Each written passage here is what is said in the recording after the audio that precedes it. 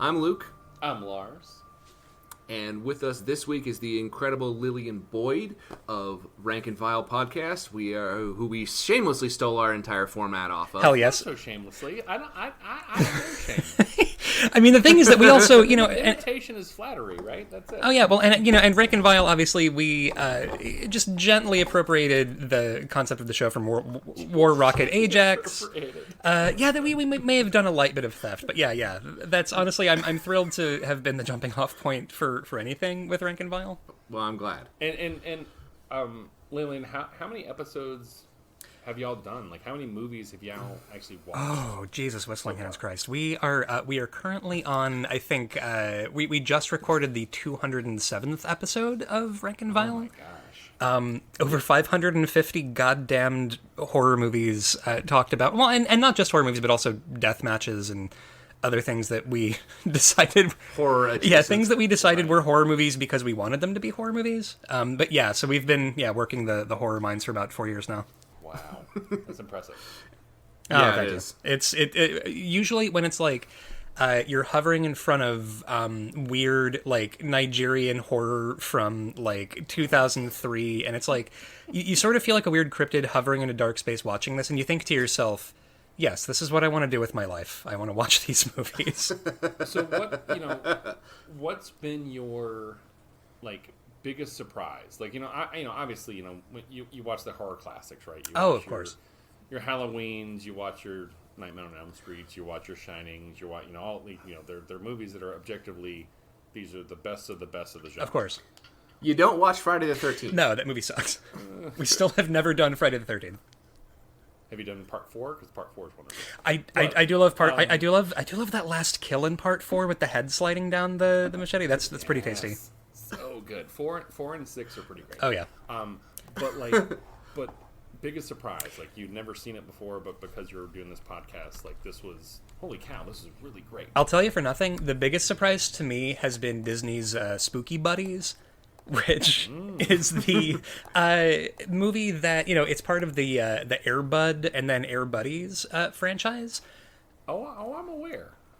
Yeah, you know. A 6 and a 4-year-old. We got. Yeah, you know from Air Buddies, and yeah, it's a movie that literally starts with an evil wizard sacrificing 4 puppy souls to dog Satan, and this movie, if you go online, and I implore you to, I mean, if you have no life like I don't, go online and read parent reviews of Spooky Buddies, because there are a lot of really upset moms who were just like, look, I thought this would be a fun puppy caper for my little babies, and now they're crying because dog Satan claimed the souls of these beagles.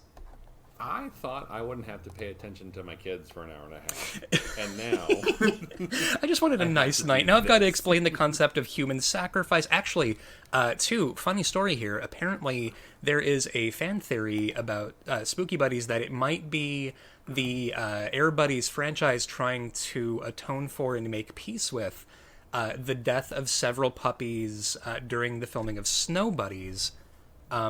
Because apparently a bunch of... I don't need to know that. Yep, apparently a bunch of them got... That is a whole fan fiction of things that I'm not prepared for right now. Yeah, I wasn't... Yeah, apparently a bunch of the puppies got parvo and died during the filming of it. And so that's the kind of thing that you don't necessarily expect when you strap in for Spooky Buddies, the Halloween-themed Air Buddies sequel. Yeah. That's the biggest surprise. What was your biggest disappointment? That's a good question. I'm going to level with you here. The biggest disappointment for me has been a Serbian film, in terms of, and not even... As they all are. Yeah, of course. So. And not even because I was like, oh, this is so gross. Because it was so goddamn boring to me. And I think this is how I know I've sort of, the ghoulification is, sort of complete. But, Serbian film, I think it's that for, years and years, people were encouraging us to do a Serbian film because it's meant to be sort of the aristocrats, but, for horror movies. And it was just the most tiresome. I did not expect to be looking at my watch during this movie because it's like, oh, great, we're assaulting a baby. That's fascinating. And the problem is that when you're expecting transgression for the sake of transgression, nothing they do is going to be as upsetting as sacrificing puppy souls to dog Satan and Spooky Buddies. That's the high watermark. Yeah, I mean, you go into an Eastern European film, expecting an Eastern European film, right? Like this is we're doing this, and then boredom's not the word I would think of when you leave that. Yeah, and I think it's also one of the surprising things about doing Rank and File is that I thought that it would desensitize me, but actually, I think it's made me more like, I don't know, I've got more hangups with movies that I kind of can't watch now because we've watched so fucking many of them, that I feel like at a certain point you're either sort of able to watch like raw, puppy crushing footage and not blink, and also you're dead inside and this is what the life you've chosen, or you're like, there's like 3 things I can't fucking deal with in horror movies, and that's the limit. And I think finding your limit is important with stuff. Have you I found... think that brings me... I'm sorry, go ahead. Go ahead. Yep. I was going to say, that is a perfect segue to one of our first films here. Okay, so then we're gonna cut back to that, because I actually had a question about that. Oh, go for it. Really quick. Sorry. Okay. Sorry. What you just brought up is every time... So I love getting massages. Mm-hmm. I love, massage therapists. Oh, yeah. There's one right up the street. It's great. And they always have, that Zen, Japanese flute. Oh, the music the bamboo pipe, playing. Yeah. Which is what we listen to as normies to relax. But that's what they hear at work. So to come down, I always wonder, do they listen to, NWA and Mastodon? Cannibal Corpse. And, Judas Priest? And, that's how they come down? Because it's, the opposite of what they do all the time. And, for you, is it, these are trashy entertainment movies. What is the most, Igmar Bergman Swedish existential movie? This is what I enjoy. This is actually, I'll tell you for nothing. I think my guilty pleasure. Are y'all familiar with the Vanessa Hudgens extended Christmas verse? Yes. It's wonderful. Yeah. The Christmas Switch, Princess Switch 2, Switched Again. These are things that... A Night Before Christmas? Oh, A Night... Yes. Yeah, which features a British guy saying the phrase Yuletide bean bread, which has been stuck in my head since I watched this. I think those movies, I love them so much because the makers, I feel like the screenwriter behind this, these scripts run like a fucking Swiss watch. It's like, I'm a baker who's too... stressed out about my time, but this guy, he's so freewheeling, and opposites attract. And it's like, I love that these movies look at you as a viewer and ask you what you want, and then gives you that. You know what I mean? Yep. 100%. Yeah, that, and deeply low stakes, the Vanessa Hudgens Christmas movies. I love that the most recent one, so there was the first one, Princess Switch, and it's like, oh no. And then they added another Vanessa Hudgens. The most recent one, we got 3 Vanessa Hudgenses in the same movie. It's just I was fantastic. a little bit. I wanted them to keep adding more and more Vanessa Hudgenses, so that by the by the 10th movie, there's 14 of them, and they all have wildly different professions. One of them is a mobster, and one of it just turns into Battle Royale, and then there's there has to be Hudgens Prime. There's just the one true Hudgens, and they have to kill and then each the other. secret one that we don't know about, and number 15 comes in like a Doctor Who thing. My God, that's Vanessa Hudgens music, and she. Oh my gosh! Yeah, absolutely. She's there. Yeah. So, and I'm sorry for this tangent, Lucas. You had a wonderful segue. To other movies. No, this is perfect. We were talking about knowing your limits and the weird things that cause you to know your limits in a film. And in a movie where a person throws a hat on the ground to make a saw blade and cuts a woman in half, the part where I nearly tapped out was a guy hitting his head on a wall.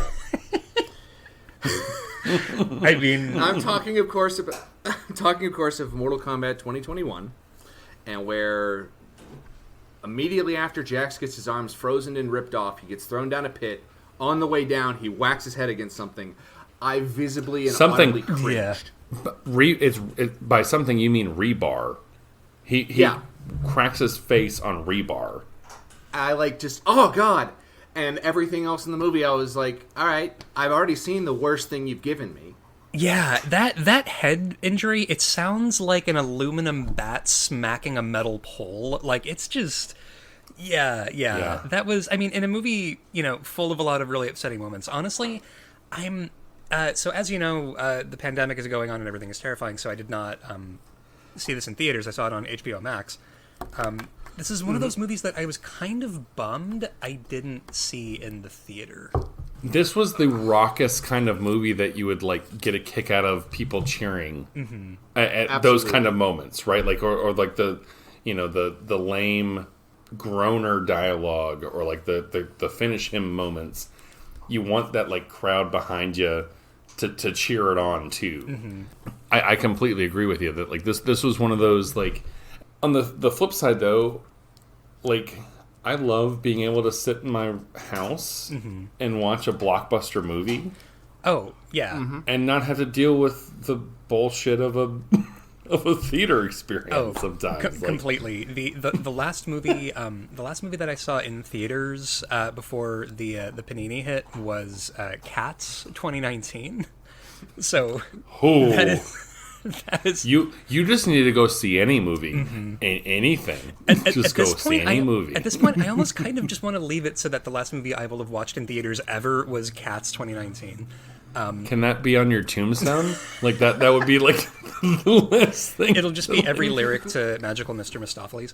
Honestly, Mortal Kombat 2021. I wanted to ask: are both of y'all Mortal Kombat fans, like of the video game franchise? Like, what's both of your relationships with Mortal Kombat 2021? This is gonna be, and Lucas, you'll get this. This is gonna be a Tucker Anderson episode with Army of Darkness and with this one. Yes. Because we did not have a Sega Genesis. I see. The people downstairs from us, so we lived in an apartment when we were growing up. And we had the second and third floors, and the first floor was one apartment. And the guy below us was a Marine, and he had racing games. He didn't have Mortal Kombat. Classic but the Marines. kid across the street from us had Mortal Kombat. And we would go over and play Mortal Kombat and eat bacon pizza, which we didn't have at our house. Oh, very exciting. And the first time I listened to Snoop Dogg's The Dogfather album, Hell yeah, was over at Tucker's house, and Army of Dark. Like, it was like things that, it wasn't that my parents didn't want us watching it. It was just they weren't even on their radar. Right. And this was one of those things. So then when they made a movie of Mortal Kombat, it was, I want to go see this. And my dad was like, how do you know about this? And it was, well, I've been playing it for years over at Tucker's house. Right. I remember Dad even kind of enjoying it. Like, the first one's not a good movie. Oh, sure. But it was somehow became one of those movies that was, when we were when we were kids, that got into our rotation of movies that we would watch as a child. Yes. Yeah. And so we've got a huge nostalgia factor off of that one shitty, dumb movie. But I love it so much. Of course. I mean, and honestly, the thing is, I've seen... Lillian, like, what was your experience with Mortal Kombat? Yeah, Mortal Kombat, that was the game that my cousins and I would play a lot, and it was, my thing is, I grew up evangelical Christian, and my poor mom, at the time, like, she had my brother and I, and we were both fucking, hobgoblins. And I snuck like 2 or 3 different copies of Mortal Kombat 3 into the house, and my mom, of course, was like, this is the murder video. And of course, this being in the thick of the 90s, it was like, this is that game that I've seen the NRA blame for school violence. This is the moral death of America. How could that man on screen has a skull mask and a big sledgehammer? I don't like it. I don't know. I don't like how many teeth that lady has. Absolutely not. But of course, like I, had a lot of, godless friends whose parents didn't pay that much attention to the video games they were playing, and so I played so much Mortal Kombat. The first Mortal Kombat movie and the second one, I will tell you, the thing I missed most in Mortal Kombat 2021 was the fucking song. Where's the techno? Yes. Where's the goddamn techno song? Like, Agreed. I felt like Milhouse on that episode of The Simpsons with like, when are they going to get to the fireworks factory? Like, I kept waiting for that needle drop, and it just never came. I was so sad. Well, and also, I would have taken a remix. I would have taken a dumb Yes. remix or a remaster. Because Hollywood is like 5 years behind. Give me a shitty dubstep version of it, even. Like, I don't know. well, and they would play a little bit of it and was like, oh, well, keep it going. And the thing I will say about the Mortal Kombat movie that I didn't like is that there's not a Mortal Kombat tournament, really. This putting it in, this putting it instead with every other Mortal Kombat movie. There's never a fucking tournament in any of these movies. Like, that's the entire pitch for the video game series is bracket style. Like, okay, you're playing as Johnny Cage, and you're gonna beat several people until you eventually. It's Mortal Madness. Yeah, it's. Yeah. yeah. It's March Combat, and they. This movie doesn't. March. That was better. Oh no! Actually, I was just making the same joke but worse. But yeah, like none of these movies ever have the tournament. And this movie, the other thing that kind of that drives me crazy about MK 2021, I don't know why I'm shorting it to MK like I'm close personal friends with this movie. The main character's name. You text it every day, like we. What's up, MK 2021? MK 2021, how you doing?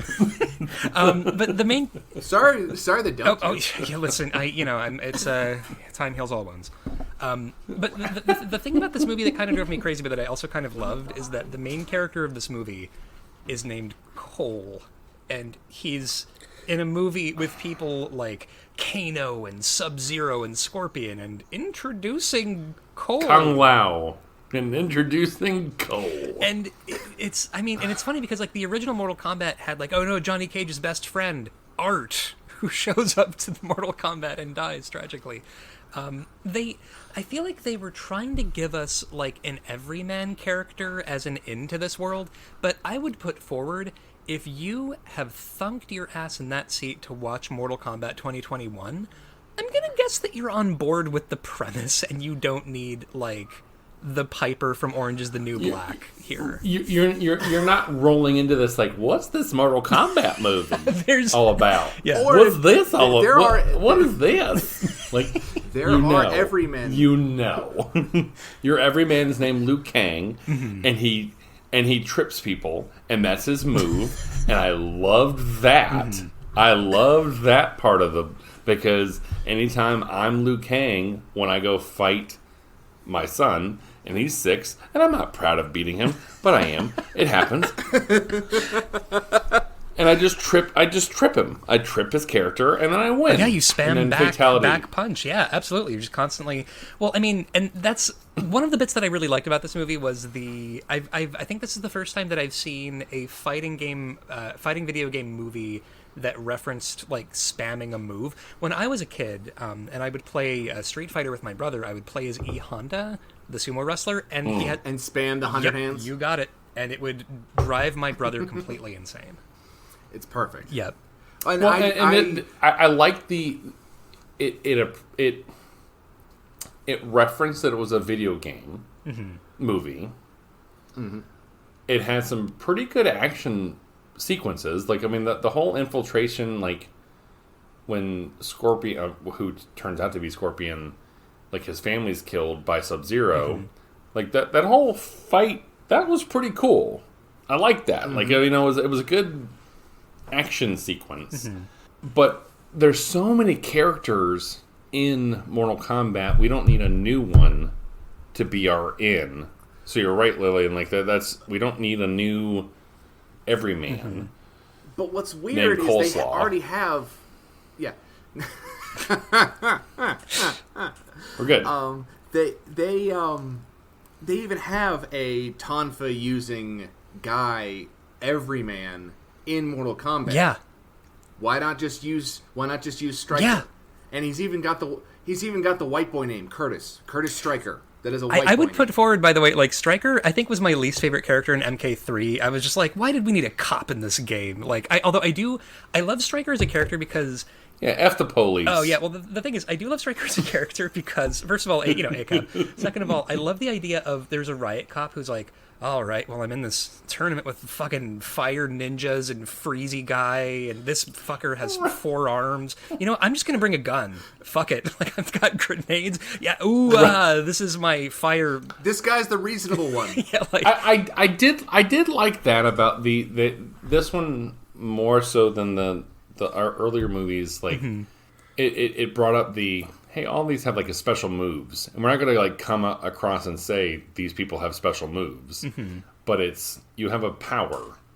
Yeah, like you were born, and I like that. And it wasn't an explanation that was lame for me. Like I went along with it. Yeah, like okay, great. Like I get this. Okay, this is what we're doing here. So when like Kano gets his laser eye, obviously the bad guy, but it was funny. Like, it was a funny, like, oh, okay, great. No, yeah, that was great. Honestly, the thing about Kano is, I don't know if y'all know or are familiar with the work of the actor who plays Kano.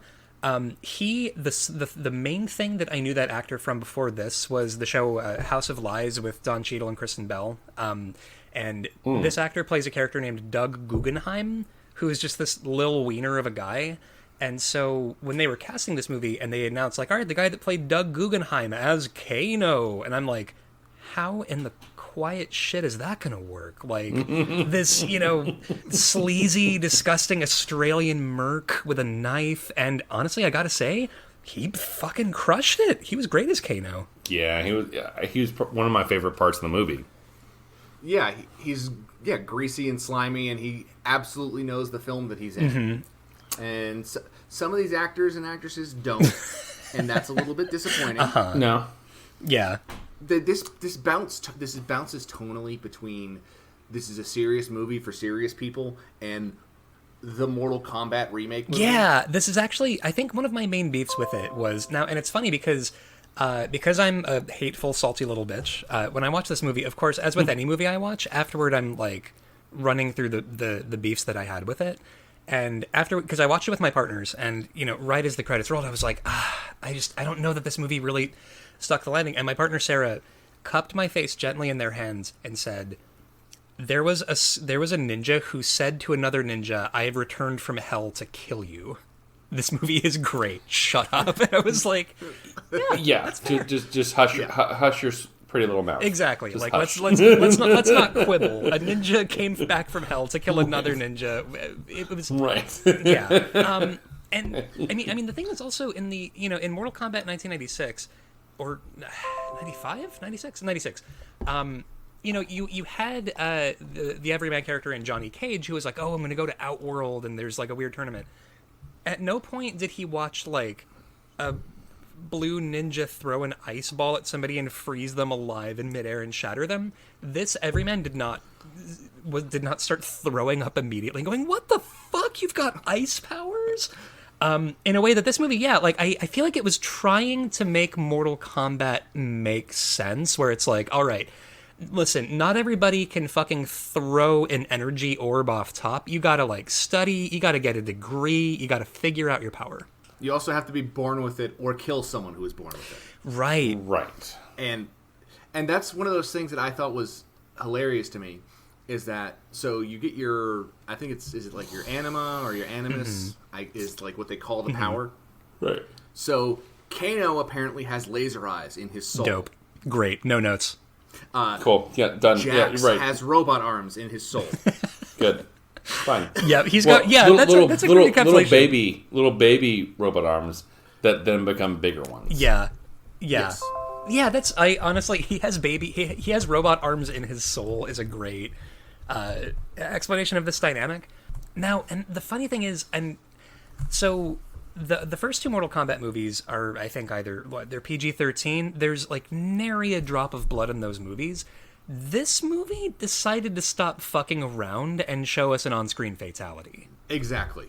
And it's a hard R, like swearing and F-bombs, and like I'm fine with that. Like, they don't make R-rated movies a ton like this anymore. Like, it's all, let's placate the masses, let's try to get as much out there. Right, of course. And no, this is a movie about people fighting and killing each other. We're gonna go pedal to the metal. Yeah, and I like that. And I appreciate that. Yeah, let Kano say fuck is my political platform, and also like Kung Lao, and it's funny, so I play a lot of MK11 on PS4, and it's funny because like my partner Christina had never like.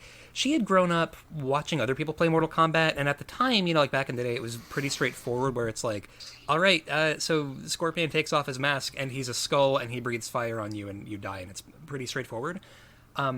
Christina watched me playing this game, and like she saw a fatality. They get fucking elaborate later on, and pretty gruesome. And and she was like, shit, maybe that guy from the NRA has a point. And I love that every fatality now you can just drop the aristocrats after it's done. Yeah, completely. Like they have to be so bananas at this point. And yeah, Kung Lao's fatality where like he's got obviously his hat is a bladed hat, which I love, and he just like creates a buzzsaw and bisects a human being with it on screen, which, you know what? Fucking great. It's a Mortal Kombat movie. Which I like giggled and laughed. Mm-hmm. And then I don't know if you've seen Bone Tomahawk. Oh yeah. Yep. They bisect someone in that one, and I got a different reaction then.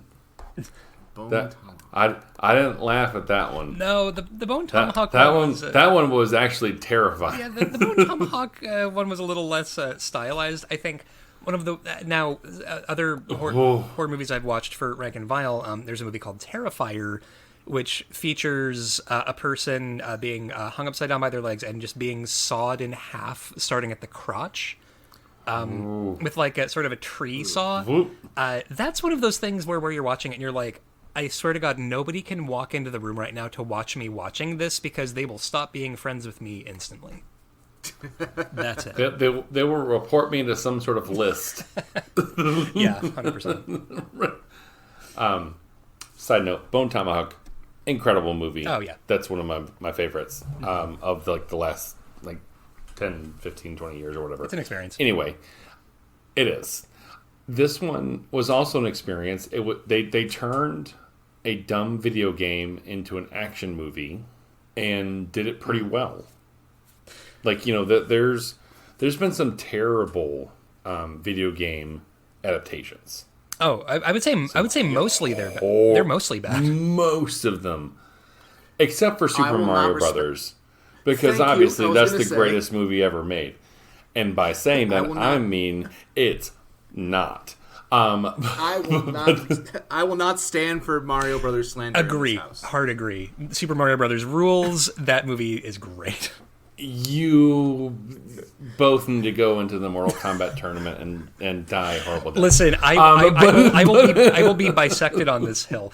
Here's the thing, though. A thing that I love so Super Mario Brothers, in contrast to Mortal Kombat, because Mortal Kombat wants so much to root the Freezy Ninja game in like reality and be like, yeah, but like, what if we really got into some serious stuff? I love that the makers of Super Mario Brothers could have gone, I don't fucking put it in the Mushroom Kingdom. You got a guy in a funny hat and a fucking mustache and he punches turtles and that's the movie. And I love that the makers of Super Mario Brothers were like, nah, man, nah. Cyberpunk. We're going subterranean. We're talking about politics. We've got body horror. Like, I love that. And apparently the makers of Super Mario Brothers... Can we get the guy from Easy Rider in it? Yeah. Get fucking Dennis Hopper in the mix with corn, like dinosaur cornrows. Fuck yeah. Like, that movie, they took every left turn when they could have taken a right turn, and I feel like I have to salute that. And it's crunchy and weird, and like some of the things they describe in it makes sense once you actually start thinking about it. Like, it's Dino Hatton because there are no men, so of course it's not Manhattan. Oh shit! Fair, Luke. Oh, fair. I had not put two and two together with Dino Hatton versus Manhattan. All of the and with that, we're going to end the episode. No Thank you very much. There's nothing more we can say. I'm losing my shit, Luke. You've just cracked my head open like a fucking pomegranate. I was not prepared for this kind of knowledge. Mortal Kombat's a pretty good movie. It's one of, like, for me, it rises to the level of, I've had a long week. I'm on my couch. I have a couple of hours to myself. Mm-hmm. having a movie on in the background isn't a bad thing. That's not like negate the quality of the movie. Mm-hmm.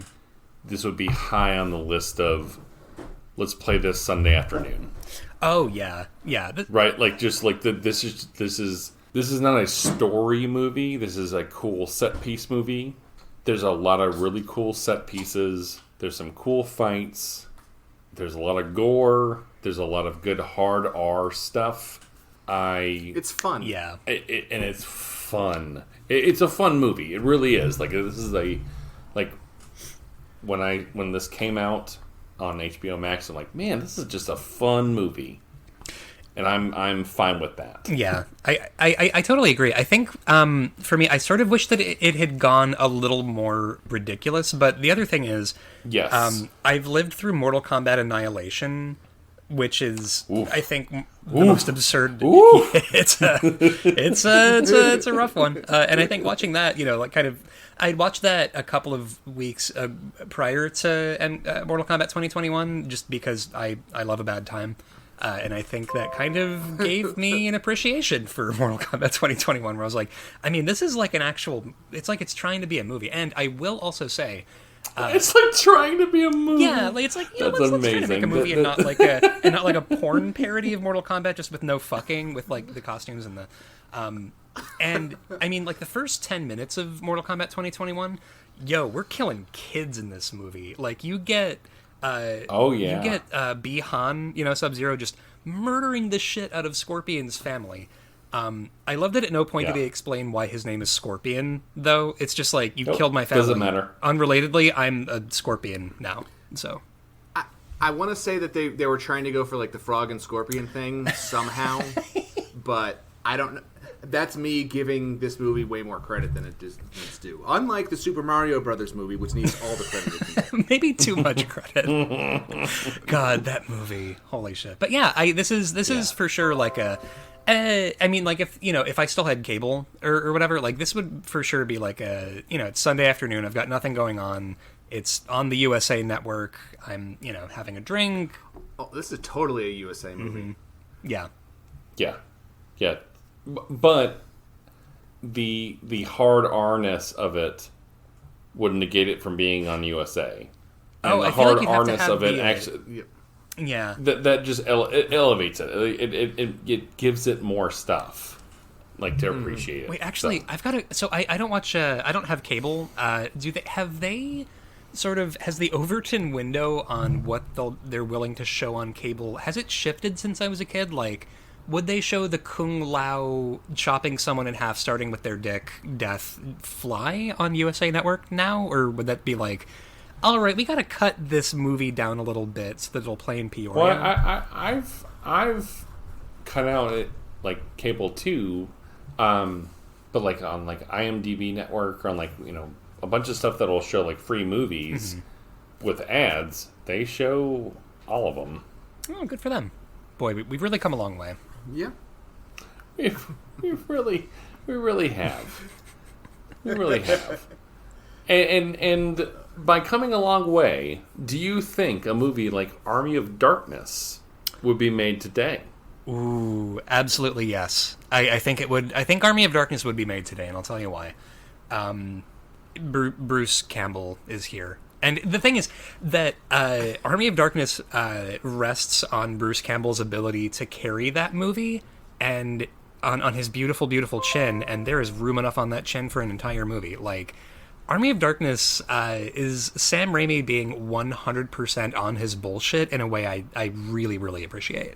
I could not agree with more. Yeah. Nope, I agree. Yeah.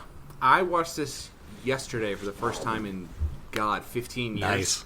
And another Tucker Anderson movie. Yep. We watched this over at his house. Yep, I remember that. What's weird to me is, as an adult, this is even scarier because the slapstick nature of it adds this level of unsettling terror towards the whole thing that makes it even creepier for me. Completely. It's almost the fact that it's got the slapstick with horror, which, first of all, I feel like horror and comedy, and, you heard it here last, like, this is the least controversial statement in the world, but horror and comedy have always had, like, a natural simpatico because it's about, like, tension and release. Like, you can't For example, like the first Evil Dead movie, which I would go to the mat for being better than Evil Dead 2. Agreed. I think, that one is way more horror with, like, sort of comedy. I mean, obviously it's funny because it's Sam Raimi.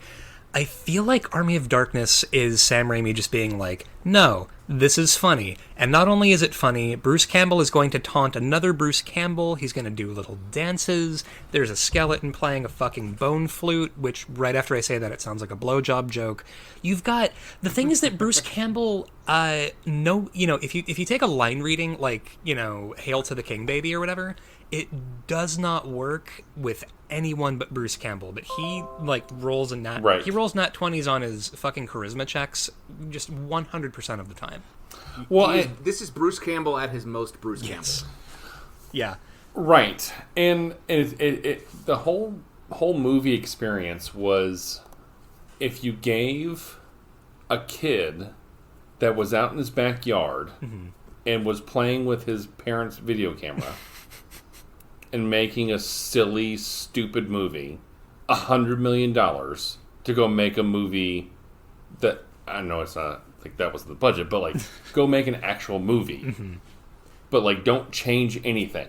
Yeah, I mean it's all like yeah. Have the sensibility of a child making a movie with the wonderment of that experience, and like working with actors and working with costumes and sets. Like holy, like it the whole thing felt like, and this is what I think is Sam Raimi's charm, is it's almost like he shouldn't be there.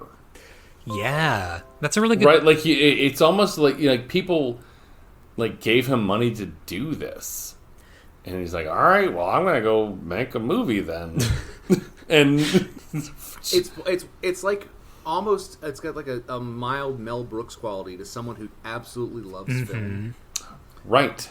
And that's the best way I can think of it, is he loves film and movies and fiction, and he gets to make the ones that he wants to make and see, and it just so happens that because he has such a, I don't want to say devotion, but he has such a reverence for the media. That's the word for it, reverence. Yeah, reverence. He has such a reverence for the medium that it comes across as something special. Yeah, completely. And I think it's, I mean, you're spot on. And to your point, like, the fact that he basically invented several filmmaking techniques while making the first Evil Dead movie, I love so much that it's like the necessity is the mother of invention thing with like, okay, so I need to get this fucking tracking shot.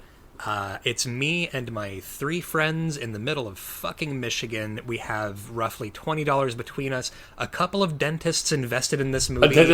Right.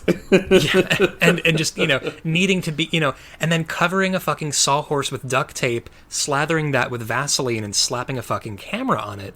And I love so much that this, scrappy little Michigan weirdo was then given the budget to basically play, action figures with Bruce Campbell and an army of skeletons. Well, that's all it is. That you're in your backyard playing action figures, and he does it with a reverence of, I'm making a movie. We're gonna have fun with this, and there's legit scary parts in this. Oh, for sure. I mean, now again, I agree with you that I prefer Evil Dead. Evil Dead is a legit, wonderful horror movie. Yeah. Because it's simple and slapped together, and it's almost like the movie's going to fall apart, and you're almost scared for that. Like, I don't know what's going to happen, right? Well, and it's also with, the original Evil Dead, it's like, because of the lack of... it makes me think of the fact that in the horror genre, you can get away with all kinds of outlandish shit because... nobody's really, it's kind of like with any, sort of thing like comics or, like if it's kind of a niche thing, no one's really paying attention. So you get to sort of go like, okay, I'm going to make this bizarre, fucked up little movie. And the fact that with limitations, you've got like, okay, we're not going to use that much fake blood. Let's use fucking milk to pop out of one of the deadites when they get busted open. Right. And it's just so goddamn upsetting, but it's also... I think it's kind of the gold standard for me with the mixture of funny and scary. And the fact that it's kind of funny makes it feel more like you've got a babysitter who's kind of drunk. And, this movie doesn't have your best interests in mind necessarily, Right. and it's just it's the feeling that you kind of can't manufacture. And I think there's a lot of modern horror movies with major studio backing that are trying to approximate the kind of forbidden feeling that horror is supposed to have, and it's just you kind of can't fake it.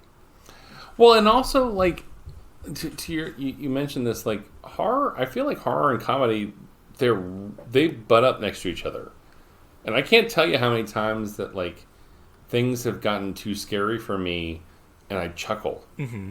Oh, of course. Yep. And it's almost this like I can't deal with this. Mm-hmm. I'm going to laugh because if I can't laugh right now, I'm going to lose my mind.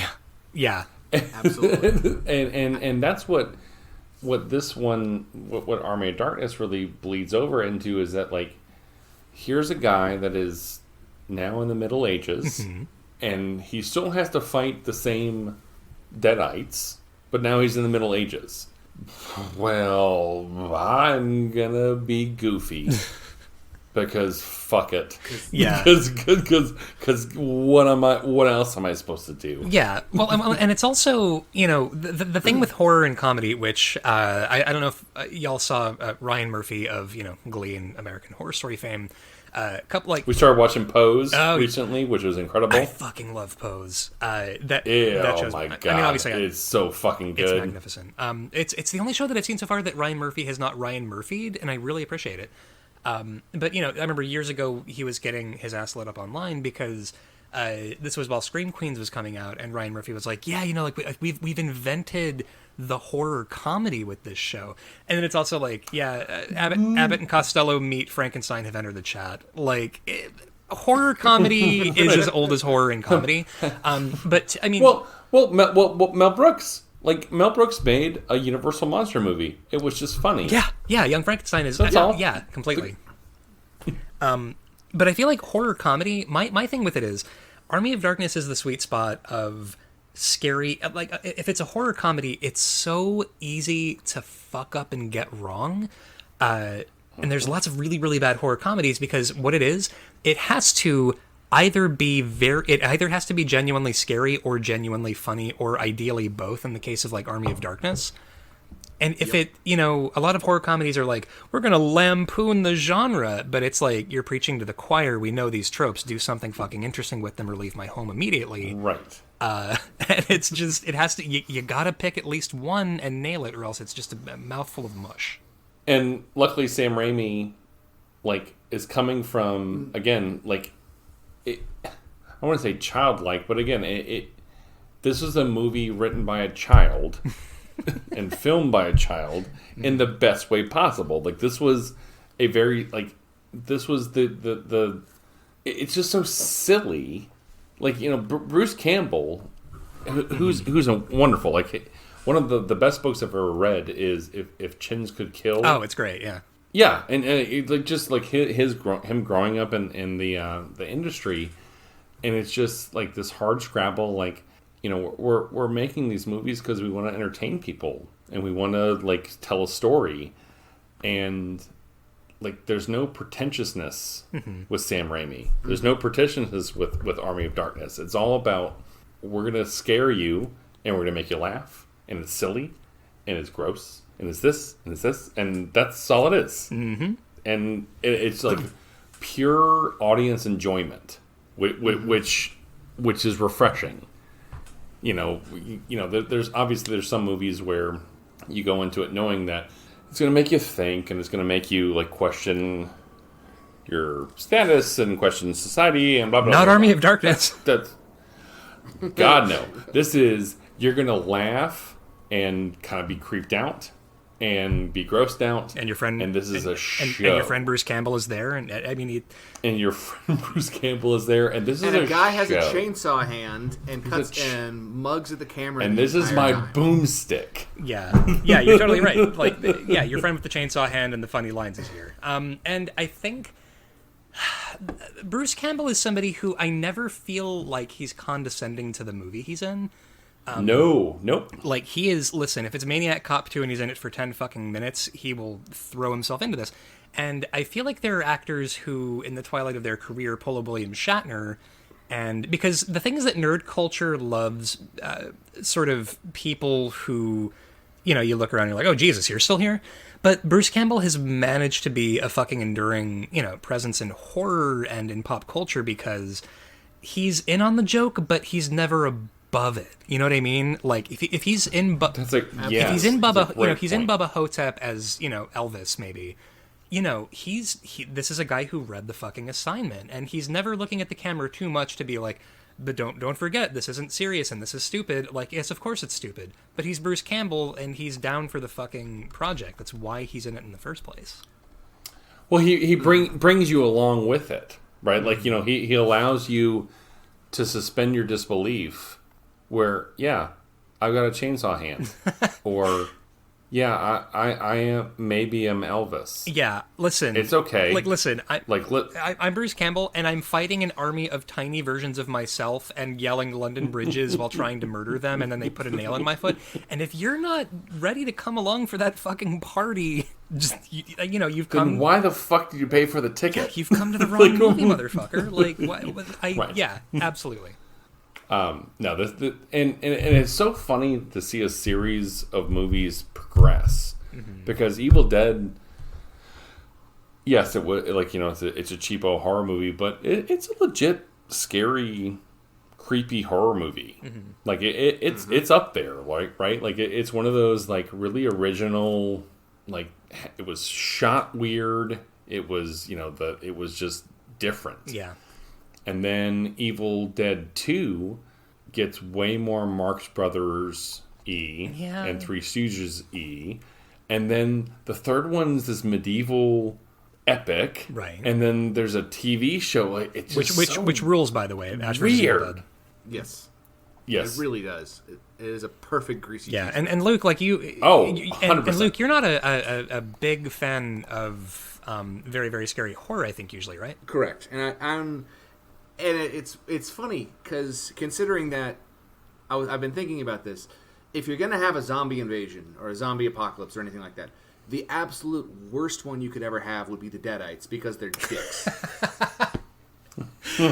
Every single one of them is an asshole. That's a great fucking point. Right. Like this is like the question of like, would you rather be killed by Freddy Krueger or Jason Voorhees? And it's like, look, Jason Voorhees because he'd put my head through a fucking tree and that would be the end of it. Like he wouldn't be done. Like cracking wise at me the whole time. And like Deadites, that's Freddy Krueger makes me into a sausage pizza. And then eats me. Oh, yeah. Like, I don't want that. The soul pizza. I mean, the thing is, like, yeah, like, Luke, you're totally right. Like, the Deadites, that first movie, so much of it, which, by the way, I love, is just the Deadites mocking Bruce Campbell through the mouth of his dead girlfriend and just being like, save me, Ash. And it's just so mean-spirited. I love it. I love it. Yeah, because I think I'm definitely, I mean, Lucas, I'm more the horror fan. Absolutely. I have too active of an imagination. Like as I've said, like I had to take my TV out of my room after I saw The Ring. I just couldn't stand having that thing in there. But it's a gateway. It's a gateway, yeah. There's the cost of admission for Evil Dead 2, Army of Darkness is so much lower because of the slapstick. It is both funnier and scarier because of it. Yeah. That's a great point. Like, I think like The Ring, that's going to kind of, you know, it's more cerebral. It's going to kind of nestle into your brain. You're going to be thinking about that. It's almost like Sam Raimi's horror sensibilities don't kind of give you time to get sort of in your head about it because it's like, look, you're at the fun picture show. There's a scary demon just going for it. Like, it's a different kind of scary, I think. Mm-hmm. Yeah. And speaking of a different kind of scary, our last movie. Which is possibly the most perfect movie ever made, 1999's The Mummy. God damn, I love this movie. The Mummy. Yeah, can we just I apologize for listeners because I have a feeling that the gushiness for this movie is going to be pretty high. I mean, it's going to be it's going to be the three of us going, love this movie. Yep, love it. Fucking great. Right. Yeah, that's going to be that. Well, and this movie is also great because I'm thinking about, like, first of all, 1999, I think, canonically the best year for movies on record. And I think the movie The Mummy is incredible for, like, a lot of reasons, but also because it manages to I don't know. To your point about like Sunday afternoon movies, this is the goddamned gold standard. Sorry, I was gonna 100%. leave for a work function, but The Mummy came on fucking TV, and I'm sorry, I'm not going anywhere for the next hour. Yeah. We watched this on Christmas. Yes, excellent. Yeah. Yeah. This may be our new Christmas tradition. This is a wonderful movie. And it's exciting, and it's funny, and it's kind of scary, and it's fantastical, and it's adventurous. It's like every cool adjective you could think of for a late 90s like mainstream movie. It's funny how like this one really has stood the test of time.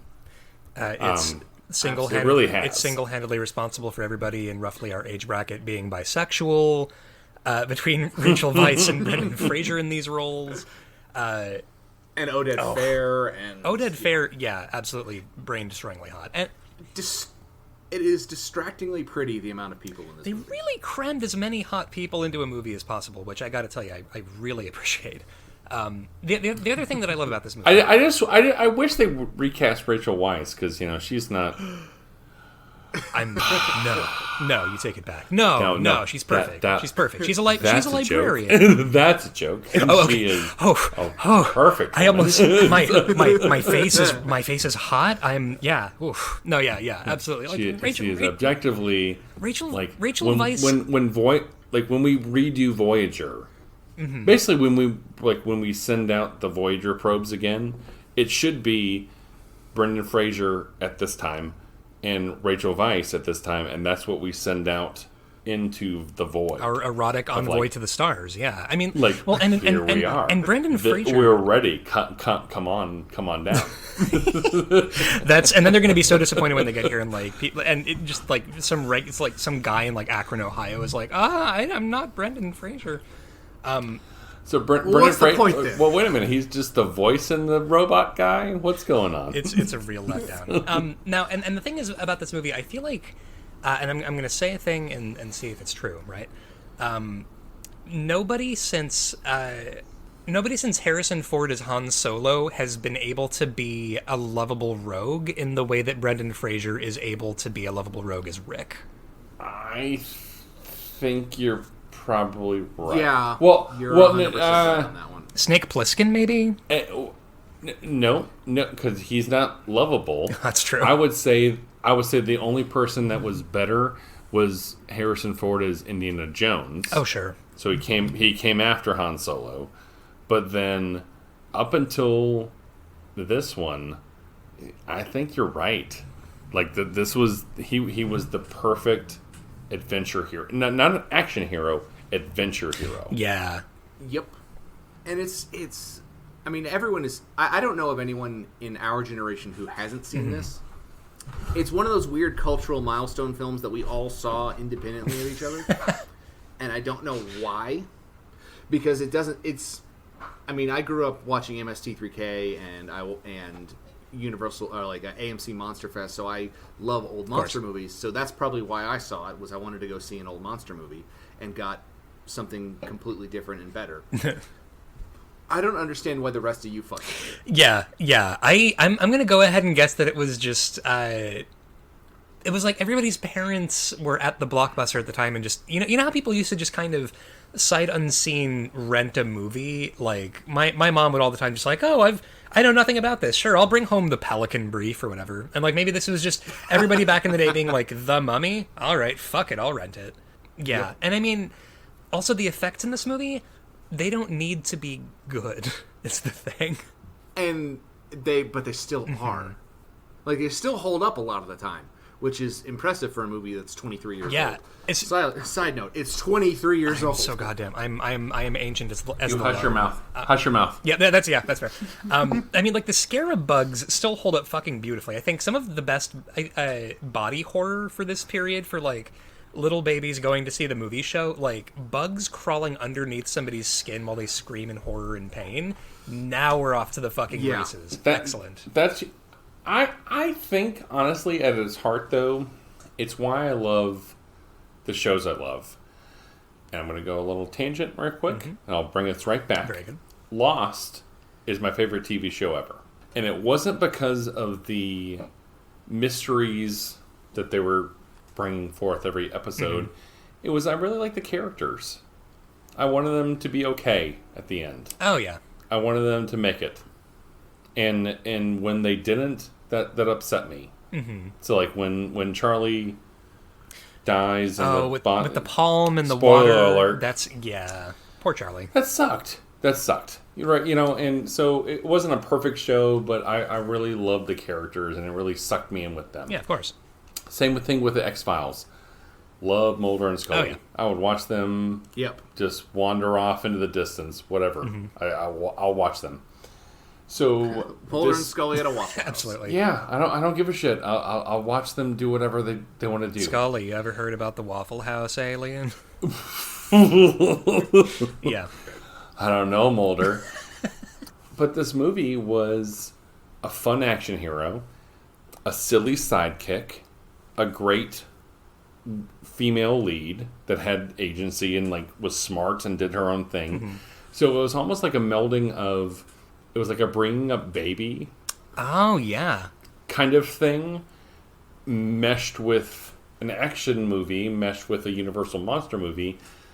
But I just cared about all these characters so much that it hooked me so quick that, like, okay, I'll follow you wherever you want me to go. Yeah. And that's what I keep responding to, like, the CGI, like all the effects and the action sequences were great, but I really liked Brendan Fraser. He was charming. I really liked the drunk, not the brother or the brother-in-law or whatever. Oh, being the drunk gay brother. Glenlivet.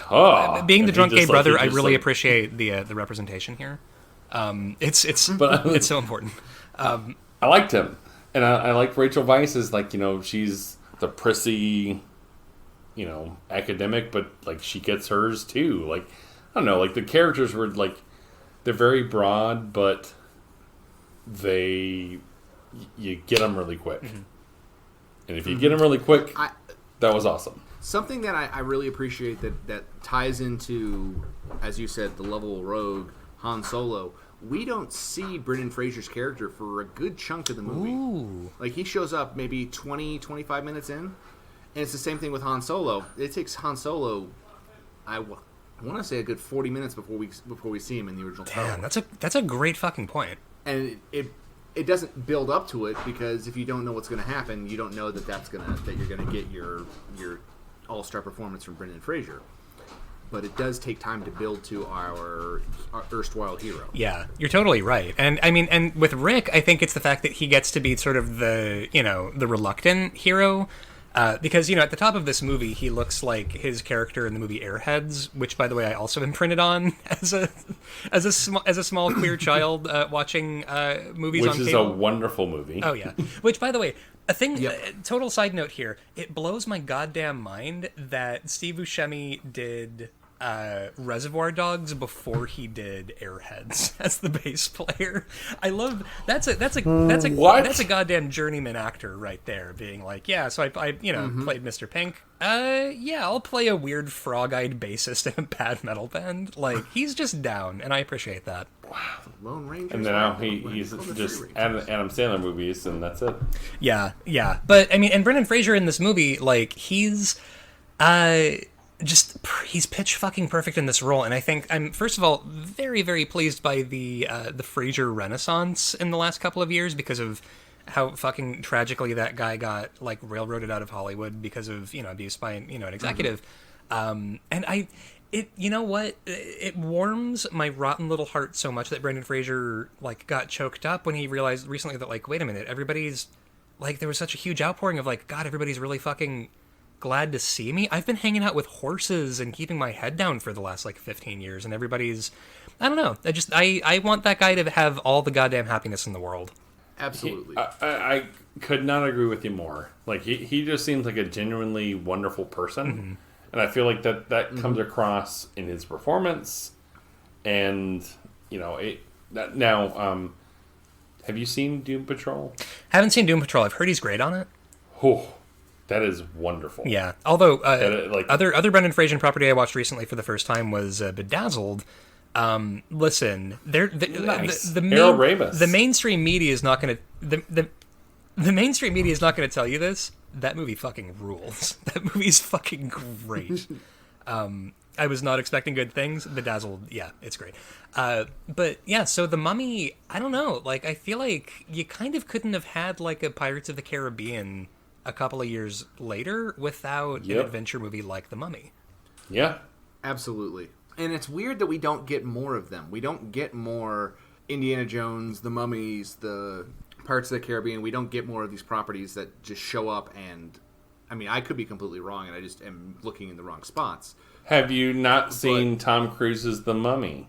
I played the Tom Cruise Mummy tie-in video game, which is so much fucking better than it has any right to be. That is fantastic. Because it's actually it's not just like good for a tie-in video game or good for Tom Cruise's The Mummy tie-in video game. It's actually good. Oh, fantastic. This is... I haven't seen Tom Cruise's The Mummy, but I did see the accidentally released 2-minute trailer with raw audio, which for me, listen, I'm pretty much okay. I've seen the best thing. I've seen the best iteration of this that I can watch. I'm fucking fine. Because you have. Because I, unfortunately, saw the whole thing. Oh, my condolences. And the whole time, I'm thinking, man... I really wish I was watching the Brendan Fraser. and I really wish I was watching The Mummy Returns. Right. With Brendan Fraser. Yeah. Which is just as good, if not a little bit better. I gotta see. I haven't seen The Mummy Returns in ages, so I need to bone up. I need to go back. Great. A thing I also appreciate it is a solid like for a sequel, like solid sequel. Like it's like Die Hard 2. Die Hard's clearly the superior picture. Die Hard 2 is still pretty good, and it's really a good sequel, and that's what Mummy Returns is. Yeah, this one was I hadn't seen it in a long time, and I was like, oh, I'll go watch the Mummy, whatever. It's just a fun action movie. Like there's so many movies that come out now that you feel like they have to have a twist and a turn, and they have to have a this and a this. It was refreshing just to see a fun movie. Oh yeah, absolutely. Like I'm enjoying this from start to finish. This was great. That was refreshing. Hell yeah. So now comes the difficult part. Oh, the ranking portion. Yes. Which Lillian, these three, Lucas and I talked about this earlier. Like, these are at least top half of the movies we've watched. Because we have watched some garbage. Oh, for sure. I've scrolled down a bit, and y'all are doing the Lord's work here. I really appreciate it. So the movies that we watched at least in the top half. This was probably one of the better weeks of movie watching. You've watched Aragon. You've served your nickel, I feel. And yet Aragon was better than Lord of the Elves. Never seen Lord of the Elves, but it looks exquisitely shitty. Do you want to be profoundly uncomfortable the entire time? Oh, always, yeah. Yeah, then watch Lord of the Elves, because it is uncomfortable to the nth degree. Is that the Indonesian midget movie? Yes. Great. Hachin. Yeah. Yep, that's the word for it.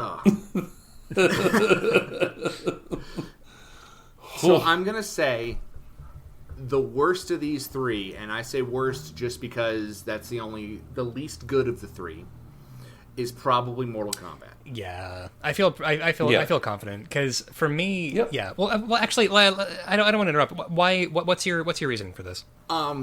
Because Army of Darkness is has great practical effects, looks interesting, has Bruce Campbell, and more joy, and The Mummy is a perfect movie. Yeah. Shit, that's beautifully illustrated. I mean, and to your point, like those other like The Mummy and Army of Darkness have a fucking clarity of purpose, I think, with what they want to do. That Mortal Kombat 2021 is like we said, kind of straddling between being a serious movie about the fighty ninja guys and also just being a fucking video game. So yeah, I totally agree. So what is your ceiling? What is your ceiling? All right, I'll tell you what mine is. It is The Fifth Element at number 6. Wait. We're doing Mortal Kombat. Oh, scrolling down a bit. We're what the hell I will tell you. Whoa. All right. Whoa. So looking down the list at number 25, I will listen. Y'all listen to me. I will be cold in my goddamn grave before I put Mortal Kombat 2021 underneath Bright. On Netflix, because Mortal Kombat 2021 gave me moments of joy, and I think Bright is one of the grumpiest times I've ever had watching a movie.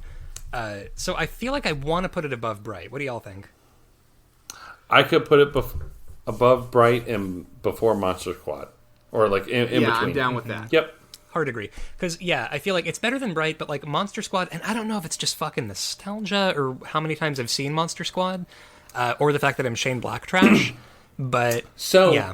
I was not on here for that episode, and I am really upset that it's that low, because I fucking love that movie, and Wolfman's got good. nerves. I can't tell you how many times this little line pops in my head.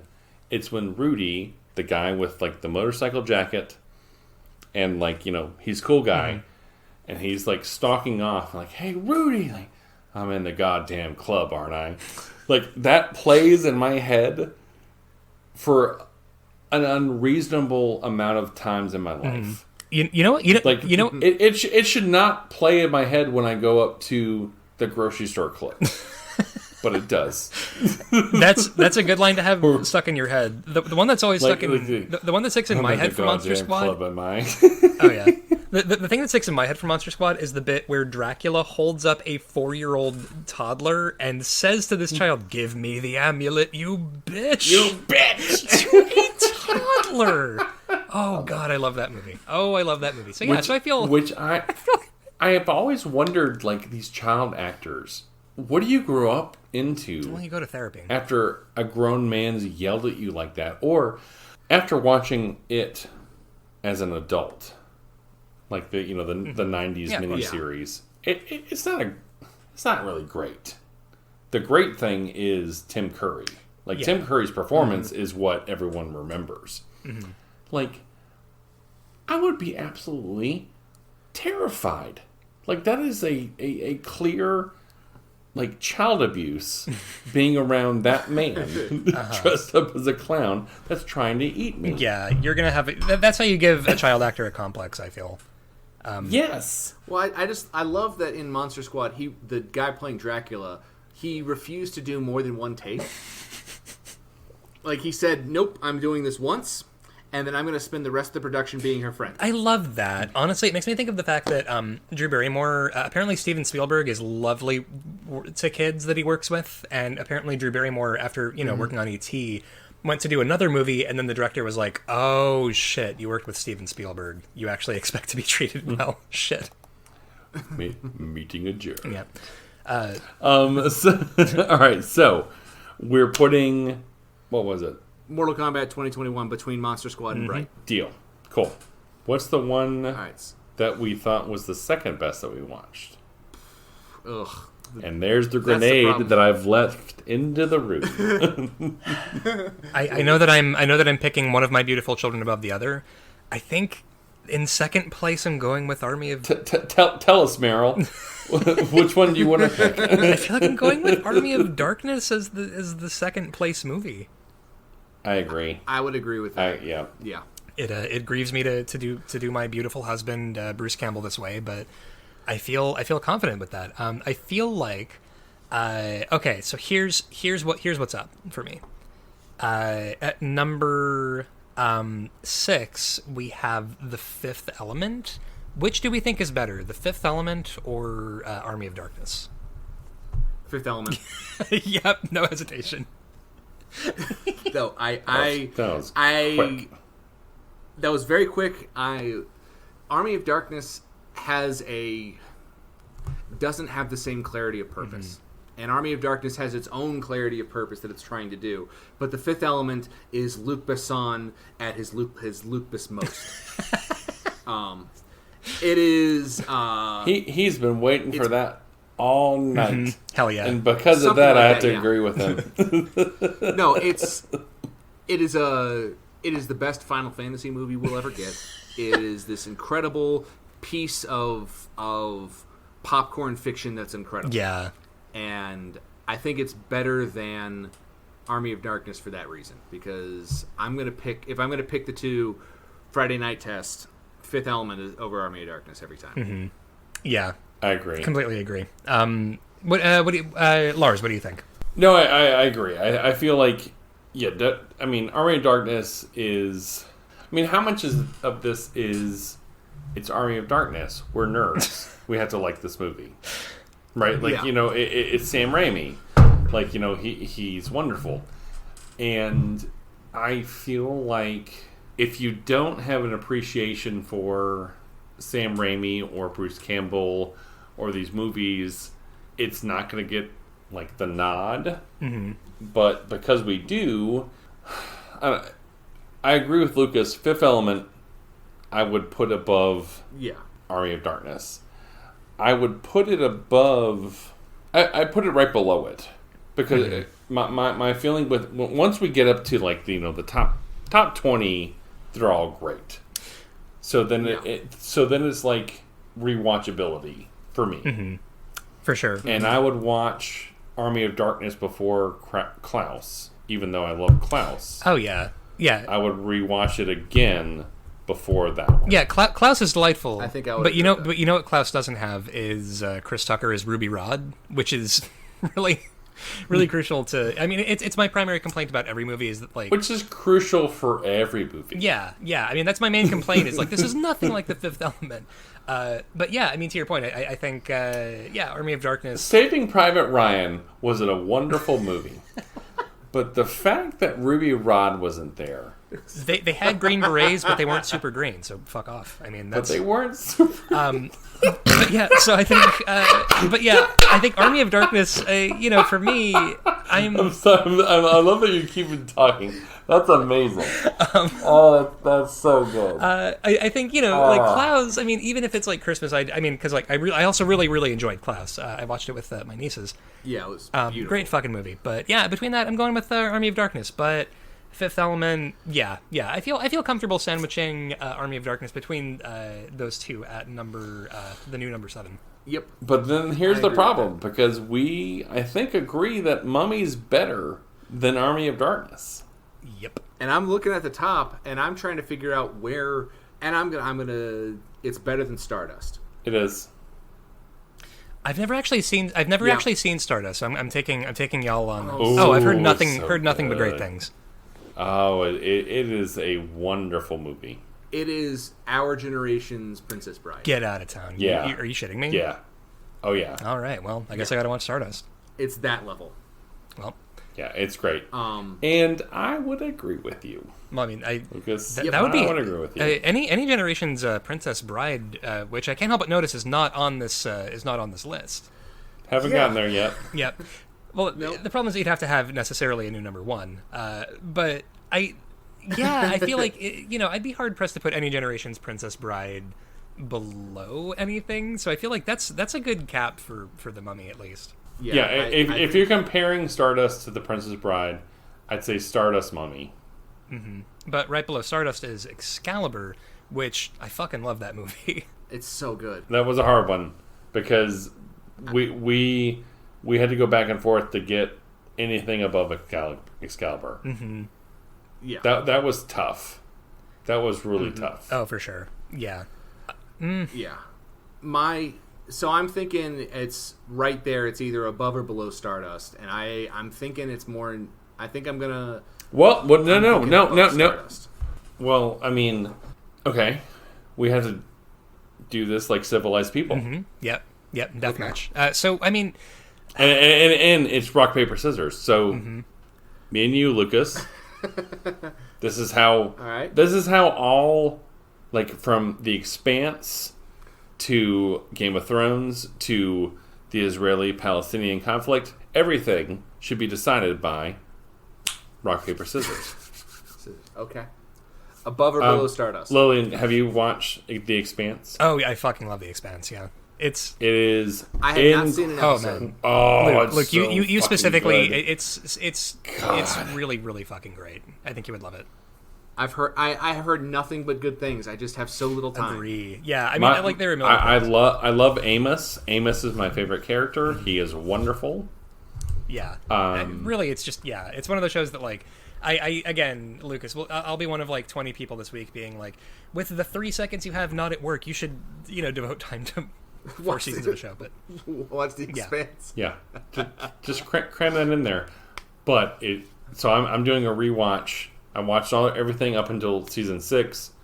I'm watching it all again to go finish season 6. Fuck yeah. It's wonderful. So, blah, blah, blah. I don't want to hear anything. Me and you, Lucas, best out of 3, and then you're All right. playing. So, Above Stardust, yeah. well, we'll choose. Yeah. Oh, okay. I got you. 1, 2, 3, shoot. 3. Smash. 1. All right. 1, 2, 3, shoot. Shoot. Smash. Oh, shit.